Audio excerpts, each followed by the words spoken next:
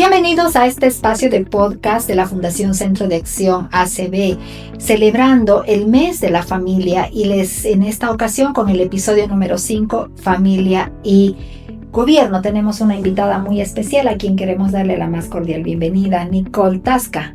Qué gusto tenerte en este espacio de podcast de la Fundación. Muchas gracias por la invitación. Yo agradecida de verdad por estar este día y compartiendo, yo creo, un tema muy relevante y yo creo que es fundamental para todo Estado, que es la familia. Conozcamos quién es Nicole Tasca Zurita. Ella es abogada y auditora financiera especialista en gerencia tributaria, gestión pública y estrategia política. Profesional senior con doble titulación precisamente y una maestría en gerencia tributaria, amplia trayectoria en liderazgo político y de gestión, ex directora administrativa y financiera nacional del CENAPI, con sólida experiencia en la administración pública Ley 1178 y asesoramiento corporativo externo. Líder política con experiencia probada como candidata legislativa, jefe de campaña departamental y miembro de directorios de defensa democrática CONADE. Alta capacidad de negociación, visión estratégica e integridad en la gestión pública y privada. En esta última campaña que hemos tenido electoral para gobernaciones, Nicole ha sido candidata a legisladora por este departamento. Bien, Nicole, hoy tenemos un tema realmente importante. Vamos a hablar sobre la familia y la política. No podemos dejar exenta a la familia dentro de lo que es la política, debido a que desde el gobierno central y departamental, municipal, se dictan leyes, políticas públicas que están haciendo incidencia. Y creo que es importante en este espacio tocar el tema del intervencionismo estatal en la estructura y en la dinámica familiar. Queríamos un poquito hablar en primera instancia de cuál fue tu experiencia como candidata a asambleísta hace unos pocos meses, cuando has estado en campaña. Tú has tenido la oportunidad de visitar, de estar en varias provincias del departamento. Pues me gustaría saber cuál ha sido tu percepción en las familias durante estas visitas que has hecho en las provincias. ¿Son familias tradicionales en su mayoría? ¿Has encontrado de repente abuelitos criando hijos? ¿Cuál ha sido la percepción? Bueno, efectivamente, como candidata asambleísta, nosotros no solamente visitábamos los distritos aquí en Santa Cruz, sino también teníamos el compromiso, ¿no?, de poder visitar también los 56 municipios. Si bien por el tiempo, porque teníamos que hacer campañas paralelas tanto en ciudad como en provincia, no pude estar en muchos viajes que se realizaban mayormente los fines de semana. Pero en los momentos que pude estar presente, en las provincias se da mayormente lo que es la familia tradicional, ¿no? Papá, mamá, hijo. Pero donde ve tal vez usted los otros modelos, vamos a decir, de familias aquí en la ciudad. A mí me tocó hacer campaña en el Distrito 5. Y ahí llegué a ver varias situaciones donde en realidad eran los abuelitos quienes criaban a los hijos. La ausencia de los padres era muy, muy clara. Más de un caso, yo creo que cada vez que nos tocaba visitar los barrios que era del mismo distrito, era una realidad muy latente, ¿no?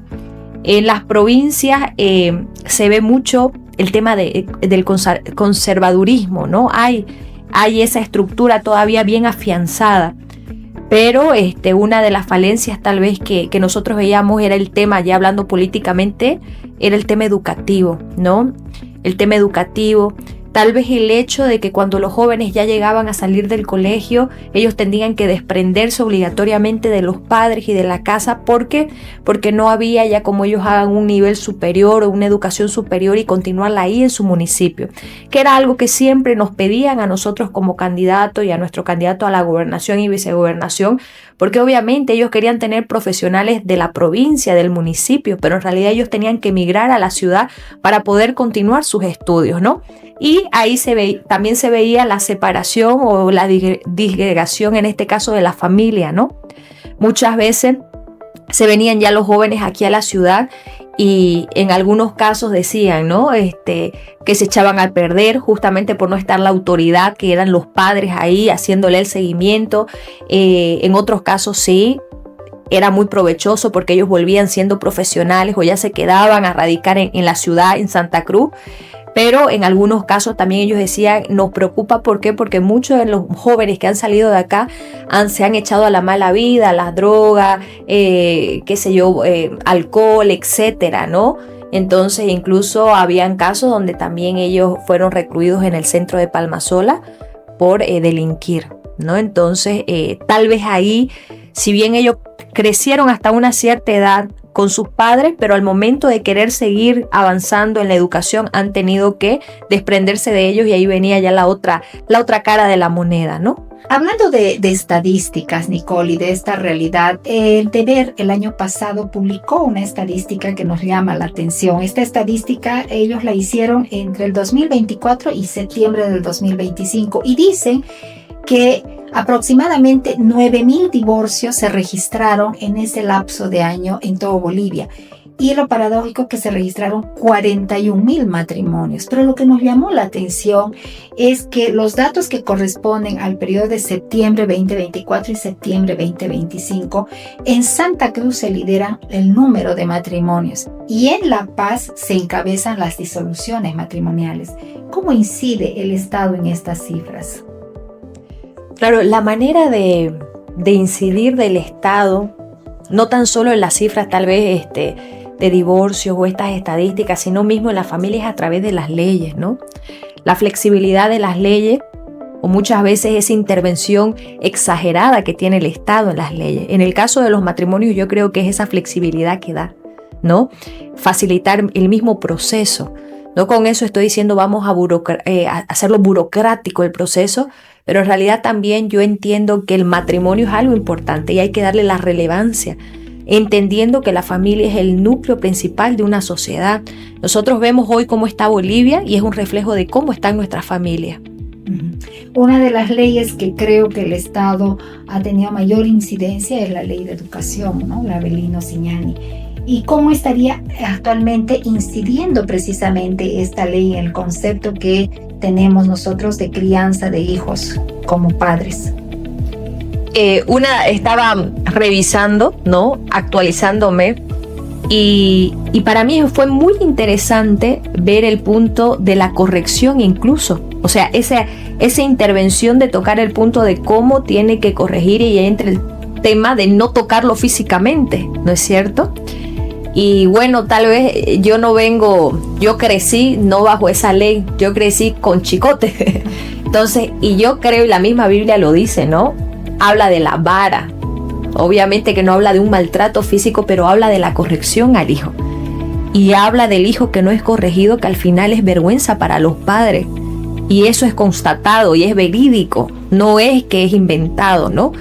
Y la corrección efectivamente muchas veces, yo sé que ahora hay muchas metodologías, muchos psicólogos que hablan acerca de una nueva forma de educar a los hijos, pero creo que esa manera que dice la palabra y esa manera que tal vez usted y yo que fuimos educados con vara, con chicote, sí vimos que ha funcionado, ¿no?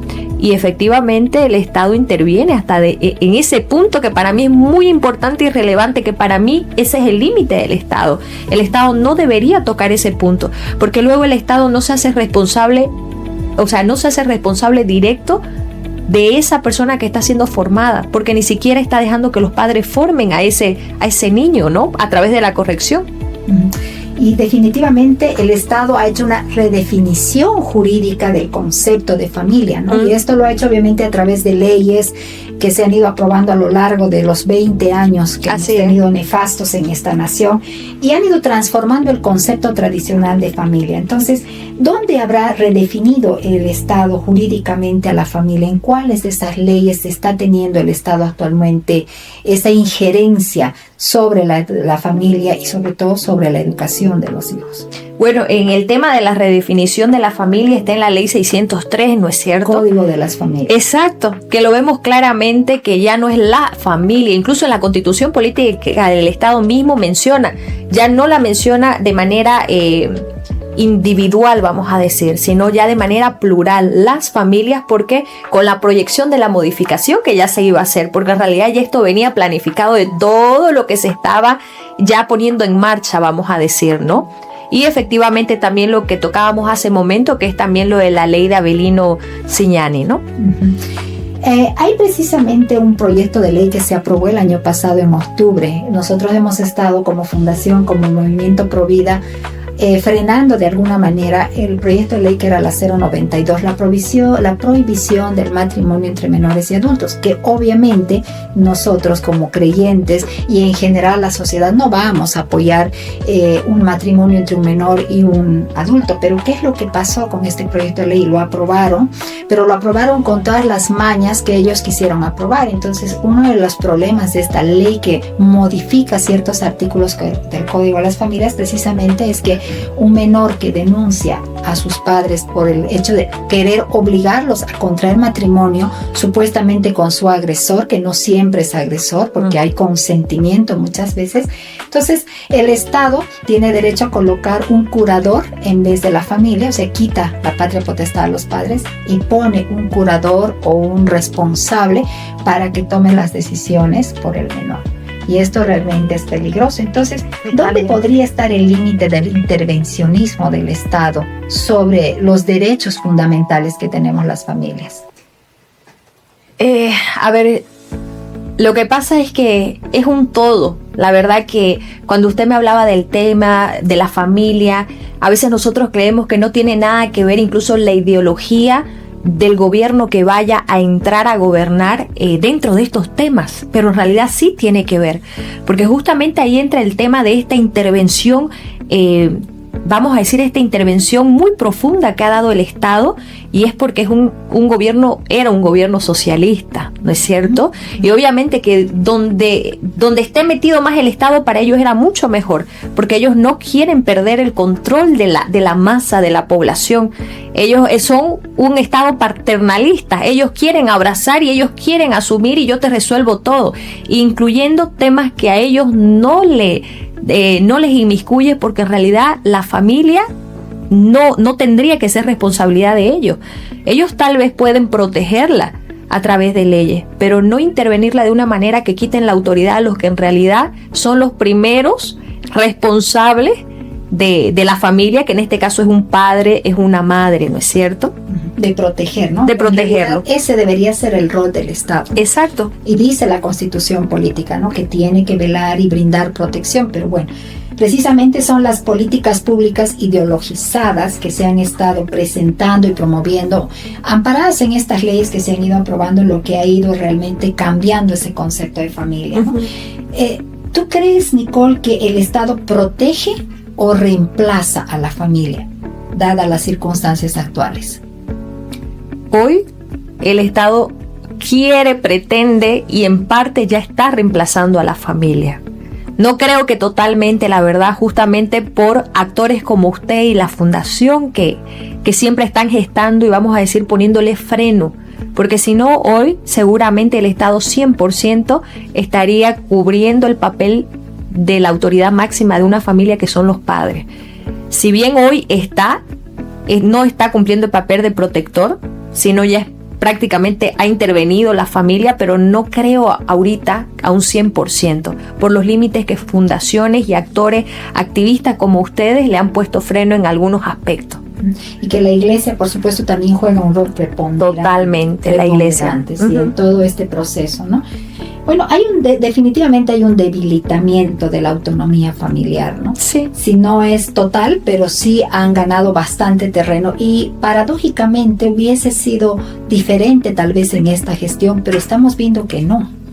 Y esto es lo que nos llama la atención. Ya no estamos más en un gobierno socialista, pero vemos que esto está avanzando a paso agigantado con proyectos de leyes como la 010 que pretenden aprobar y otros proyectos de leyes. Entonces, esto ha generado una dependencia creciente, ¿no?, del Estado. Creo que ese es un mal común en los países socialistas, pero también en la forma de pensar del pueblo.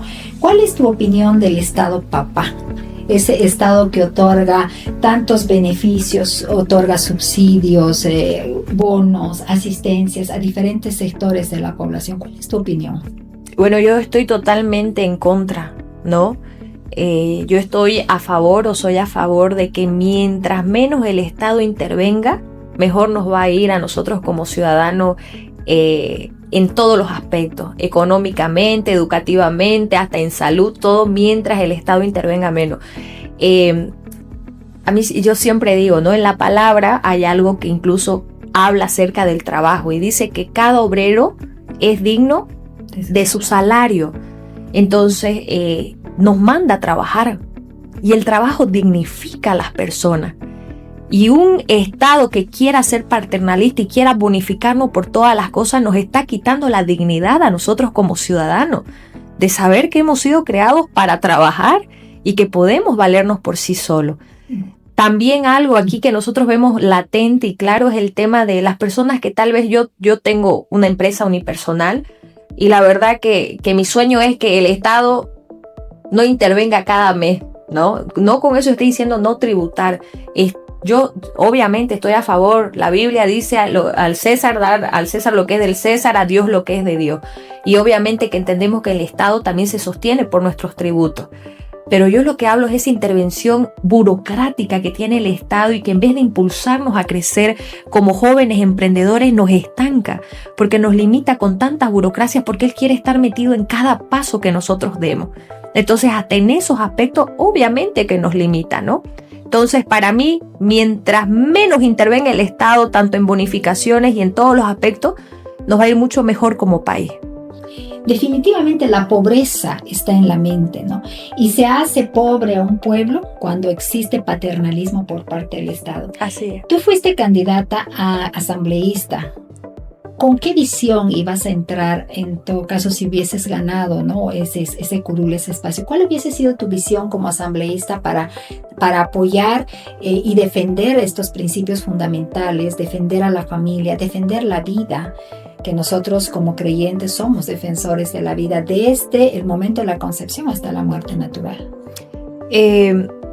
Efectivamente, nosotros estábamos justamente con un candidato que también tiene una ideología liberal, ¿no?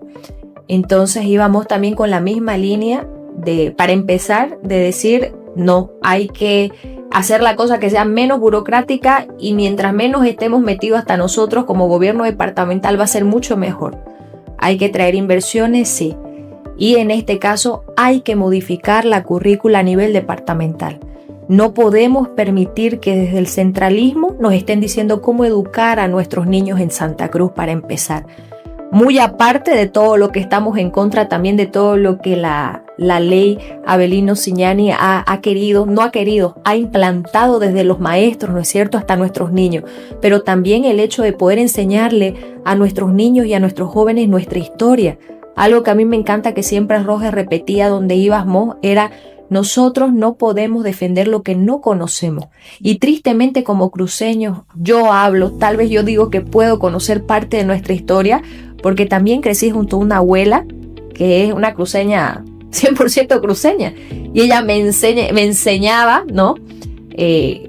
Hasta las palabras típicas, nuestras comidas, qué sé yo, hay que comer con un charuje, todas esas cosas que tal vez hoy usted se sienta con un joven y no sabe, no lo entiende porque no nos enseña en nuestra cultura. Es algo que se ha ido olvidando.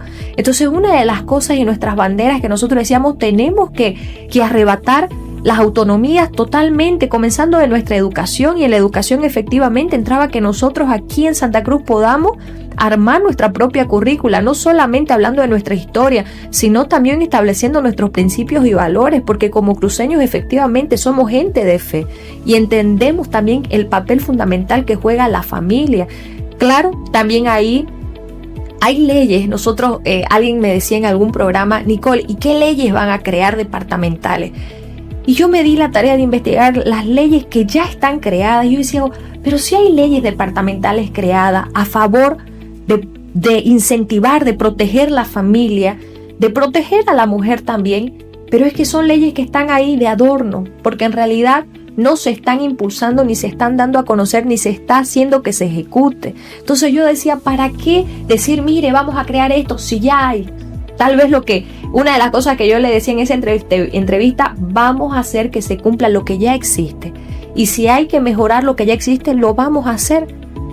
Y si hay cosas que quitar porque perjudica a nuestra sociedad y a nuestra familia, a nuestros niños, también lo vamos a hacer. Obviamente siempre respetando la constitución política del Estado y tomando en cuenta también, María Teresa, que si nos tocaba también desde la Asamblea Departamental ir y proponer leyes a favor, obviamente, de toda la sociedad boliviana, pero que nos beneficie como cruceños, lo íbamos a hacer también, porque creo que también la Asamblea en este último tiempo se ha limitado simplemente a decir, solo gobernamos para Santa Cruz. Está bien, gobernamos para Santa Cruz, pero necesitamos entender que para que haya un impacto de verdad en la realidad que todos soñamos para Santa Cruz, tiene que haber un cambio en la legislación allá desde la Asamblea Legislativa. Entonces nos va a tocar también proponer leyes y proyectos para que cambie desde arriba y pueda llegar también el cambio para nuestro departamento, entendiendo que no gozamos de una autonomía al 100% aún, ¿no? Todavía.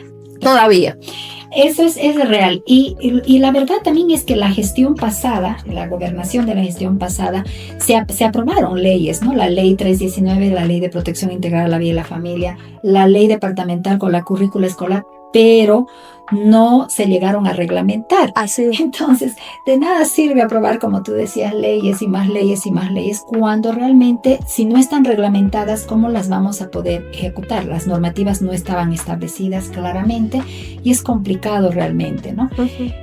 Tú has sido candidata a asambleísta, pero ¿qué pasa si Nicole le toca candidatear para una próxima gestión a senadora o diputada? ¿Cuál sería tu visión de país desde un curul o de repente desde un ministerio que te podría tocar ejercer, tomando en cuenta que en cualquiera de las áreas de esta nación la familia tiene una incidencia fundamental? ¿Sabe qué? Creo que yo no sé, ¿no?, cuáles son los planes que Dios tiene para mí, pero siempre digo, donde Dios me llame, yo voy a estar ahí. Si es para estar en una cámara legislando, voy a estar, y me estoy preparando para ello. Como también me estoy preparando si me toca estar en el otro lado, que es el ejecutivo, que también para mí es darle forma al Estado, estar en un ejecutivo, ¿no? Es que cada órgano es importante y desde cada lugar uno puede hacer incidencia. Y la verdad que para mí el tema de los niños, la familia, para mí la familia está también vinculada al niño directamente, en cuanto a que algo que a mí me parte el corazón, la verdad, y justamente cuando veníamos hoy aquí a la entrevista, veíamos a un señor en una rotonda y con un niño pequeño de qué sé yo, pues máximo 2 años ahí venteándose en este frío, con los pelitos ahí blanco, él me imagino de frío. Entonces, hay situaciones que vivimos diariamente que nosotros como bolivianos y cruceños normalizamos desde el trabajo de esos niños. Estos niños no solamente los vemos trabajando aquí en Santa Cruz. He tenido la dicha de viajar a todos los departamentos de Bolivia, excepto Pando me falta, pero ya voy a llegar a Pando. Y es la misma realidad. Y yo digo, ¿cómo pueden ver autoridades? ¿Será que yo solo la veo o es que los otros son ciegos o qué está pasando? Ese es un sector vulnerable y no veo hasta ahora que nadie tome cartas en el asunto. Nos pronunciamos por muchas cosas, hasta cosas que son irrelevantes, pero no nos estamos pronunciando acerca de esos niños que están en la calle y que ni siquiera se les están respetando los derechos constitucionales, porque ellos tienen derechos, los niños. Así es. Y no le estamos respetando. Para empezar, acerca hasta de su integridad física, la vida, la educación, porque yo les aseguro que esos niños, muchos de los que están en la calle, ni siquiera van a un colegio. La alimentación, la salud, muchos de ellos no tienen ni carnet de identidad para ser atendidos en los hospitales. Entonces, si usted me pregunta, a mí me encantaría en algún momento poder hacer incidencia en ese aspecto, ¿no? Poder llegar, tal vez, alguien me dijo una vez, ay, Nicole, ni siquiera te metas, pero yo le dije, bueno, no necesito ser autoridad, yo voy a ver la manera de poder hacer por último una investigación de quiénes están atrás de esos niños. Y me acuerdo que esa persona me dijo, Nicole, no te metas donde no te llaman. Me dijo, vos sabés que detrás de esos niños hay una red de personas, me dijo, que muchas veces lo están exponiendo, o sea, son sus trabajadores, en pocas palabras, Nicole. Y vos no sabés si detrás de esas personas incluso hay hasta autoridades, Nicole. Puede ser que haya hasta fiscales, jueces. Entonces vos te estarías metiendo a pelear ya con gente que efectivamente tiene poder y no sabes por último si hasta el narcotráfico está atrás de eso. Pero es que si nadie lo hace, o sea, si una persona no se levanta a hacer, ¿quién lo va a hacer? Toda la vida vamos a tener a los niños en la calle pidiendo quinto. Toda la vida vamos a tenerlo a los niños ahí, muchas veces usted lo ve insolados ahí y solo le piden por último hasta una botella de agua si tiene o algo. Imagínese usted. Y nuestras autoridades, a lo mismo que nosotros circulamos todo el día, ellos circulan en las calles y no puede ser que no puedan ver eso. Hoy ha entrado la señora Lola Terrazas a estar en la Secretaría en Defensa de los Niños. Espero que haga algo. Tengo mucha esperanza que haga. Pero si no lo hace, yo creo que para eso también hay un pueblo activo que tenemos que obligarlos a trabajar. Porque creo que en este momento que estamos pasando como bolivianos, venía meditando en eso. Si el gobierno no quiere trabajar, obliguémoslo a trabajar. Es así. Porque es lo único que nos queda a nosotros si queremos que el país salga a flote y Santa Cruz también. Es un poco convertirnos nosotros los ciudadanos como una especie de fiscalizadores, ¿no? Para que las autoridades se vean obligados a, por último, poner en práctica las tantas promesas que nos han hecho en época electoral, ¿no? Así que no es. se cumplen. Esperemos que el CEDEPOS también pueda funcionar. Exacto. Porque realmente el CEDEPOS en la gestión pasada poco o nada hizo. Siento mucho por las autoridades que pasaron por esas instancias, pero a mí particularmente con la fundación, por supuesto, me ha tocado visitar el CEDEPOS y proponer programas que tiene la fundación, como por ejemplo este programa de Un Niño, Una Historia, Una Generación, que lo trabajamos con el CDGs de La Paz. Tuvimos pésimas experiencias, pero logramos varios niños sean acogidos en familias temporales, familias que fueron preparadas en la iglesia a través del programa que te comento y que tiene un curso de entrenamiento, un taller que se llama Embarazo del Corazón, en el que concientizamos a los papás sobre la necesidad de acoger a estos niños que estaban en casas de acogida. Precisamente el proyecto de ley 150 que se aprobó en diputados pero se obstaculizó en senadores es algo que viabiliza este tema de las familias de acogimiento temporal o familias sustitutas, ¿no? Porque la ley 548 menciona a las familias sustitutas pero no regulariza, no reglamenta, no establece cómo podrían ser los procedimientos. Sin embargo, la 150 viabiliza esto. Obviamente con todos los candados legales que tiene la 603, la 548, pero hay una ley que puede viabilizar y puede de alguna manera dar a estos niños la posibilidad de tener una mejor calidad de vida, de conocer un modelo de familia, Exacto. de tener el abrazo de un papá, de una mamá. Se habla de las familias de origen, ¿no? Dice, el niño tiene derecho como bien superior a volver a la familia de origen, pero preguntémonos, ¿qué familia de origen? Y ahí precisamente puede entrar la iglesia con un rol fundamental en la restauración, ¿no? Así es. Pero así necesitamos ponernos de acuerdo con nuestras autoridades. No, totalmente. Y lo que usted habla, para mí es un canal y es una vía incluso de que muchos de esos niños puedan tener un hogar, porque yo creo que es una vía para que incluso si no puede haber esa restitución para volver a la familia de origen, puede haber una familia que lo quiera adoptar. Porque es imposible que una persona, después de tener, un año a ese niño o niña, no se encariñe y no quiera seguir avanzando y ayudándolo para que él pueda crecer si no pudiera volver a su familia de origen, ¿no? Exacto. Entonces es un camino y es una vía muy, muy clara para que también se puedan dar los niños en adopción, porque hoy también es una pena lo que se ve en los hogares de niños.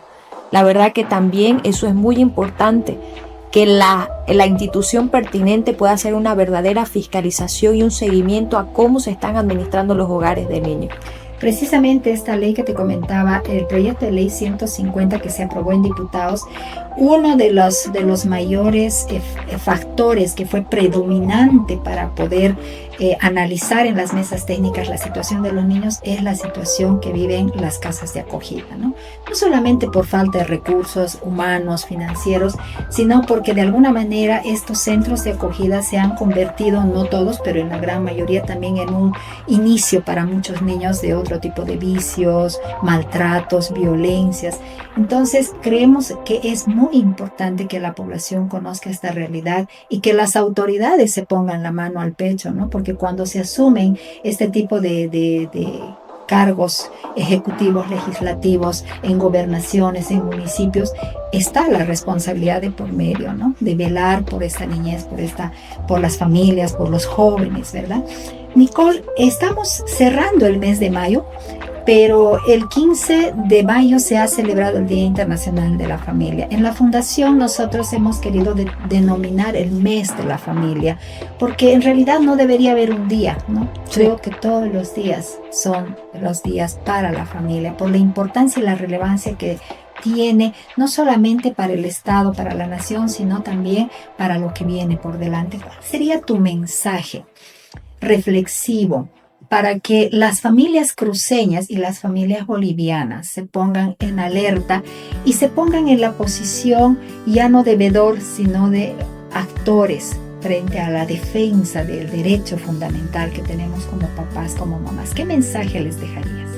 Tal vez como punto número 1 es que como bolivianos nosotros podamos parar y podamos ver la sociedad en la cual hoy vivimos, ¿no?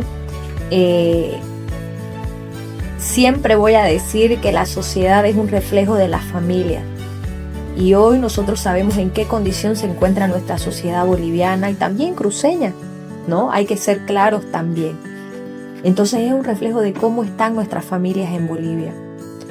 Entiendo yo que hoy el gobierno tiene una tarea muy grande, ¿no? Una tarea demasiado grande porque yo sé que se encuentra resolviendo muchos problemas que le ha dejado casi 20 años de gobierno bajo una ideología paternalista. Pero también yo creo que el desafío, así como para nosotros los bolivianos, de poder velar y cuidar por aquellas leyes que están directamente vinculadas a la protección o por último a la desintegración de la familia, nosotros debemos ser, como se dice, atalayas, vigilantes, para no permitir que el Estado venga a cumplir el papel que Dios nos ha asignado a nosotros. No digo nosotros, pero a los que son padres, como padres, que son la máxima autoridad, y que por último no es el Estado quien va a rendir cuenta un día a Dios de cómo fue educado ese niño, que hoy es un joven, y ese joven, qué sé yo, estaba leyendo, voy a hacer un paréntesis ahí, porque ese joven hoy día puede estar recluido en el penal de Palmasola. Ustedes saben que más del 50% de la gente que está recluida ahí en Palmasola son jóvenes, no pasan de los 30 años.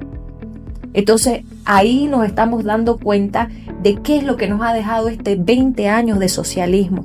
Y por eso digo que el Estado, el gobierno de Rodrigo Paz tiene un papel muy importante, porque yo sé que él está pagando los juegos del daño económico que ha dejado estos 20 años, está pagando los juegos de las malas inversiones que se han hecho, pero algo de lo que no se puede olvidar es de la familia, siendo él también un hombre de familia, porque tiene una familia, es un hombre que tiene que tener la visión muy clara de precautelar y entender de que el Estado está para proteger la familia y no para querer sostenerla o cargarla en la espalda. Ya hay responsables de la familia y eso se llaman padres. No tiene por qué el Estado cargarse con más responsabilidad que no le compete. Entonces mi llamado también es a las autoridades que hoy nos gobiernan, tanto gobernadores, alcaldes, nuestro presidente, que doy gracias a Dios porque aquí en Santa Cruz nos han tocado autoridades que son hombres de familia.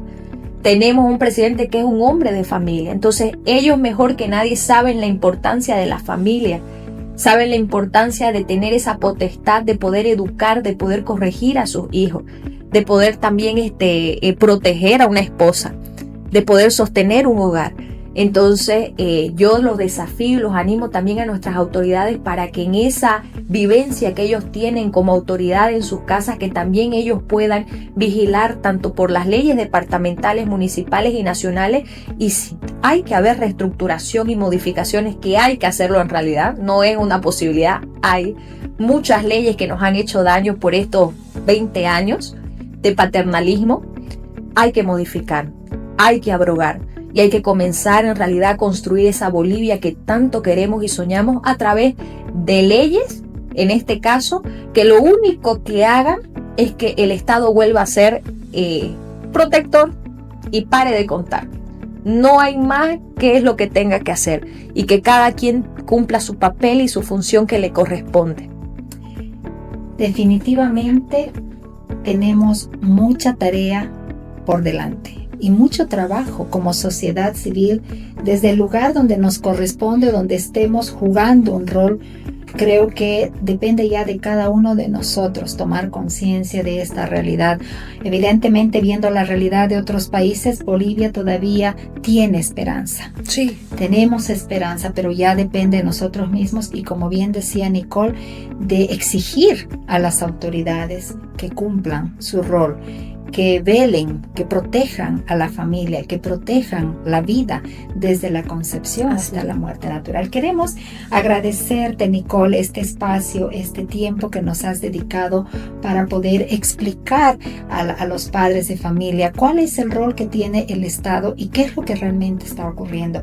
Este es un tema muy, muy amplio para abarcar, pero creemos que podemos tener más adelante otras sesiones más contigo, otros episodios hablando ya de tu experiencia como tal, ¿no? Porque eres abogada. Así es. Entonces, como abogada va a ser interesante tenerte. Queremos agradecerte una vez más la predisposición que has tenido y agradecer a usted por seguirnos una vez más en estos espacios que lo hemos denominado Tu Familia, Tu Generación, en el mes de la familia.